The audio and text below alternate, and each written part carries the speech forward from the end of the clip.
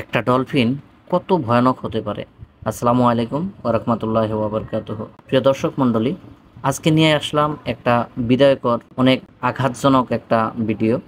দেখুন, এই জেসিকা ছোট্ট থেকে এই ডলফিনটাকে মানে একসঙ্গে রেখে বা হয়তো ইনি অনেক কষ্ট করে নিজের মেয়ের মতো বড় করছিল। খাওয়ান দাওয়ান যেহেতু যা কষ্ট করতে হয় বা কিছু, মানে একটা মেয়েকে যতটুকু বা হয়তো একটা সন্তানকে যতটুকু করা হয় আর কি, সম্পূর্ণভাবে সে এরকমভাবে পালপোষ করে বড় করতো। করার পর দেখুন, একটা শো মধ্যে প্রতিনিয়ত ইনি শো করতো। হয়তো ওখানে অনেক দূর দূরান্তের থেকে মানুষ এসে তার শোগুলো উপভোগ করত।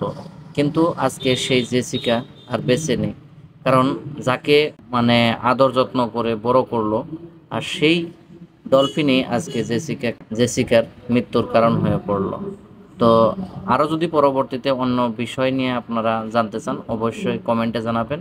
আমি আরও বিস্তারিত আপনাদেরকে বলবো। ধন্যবাদ।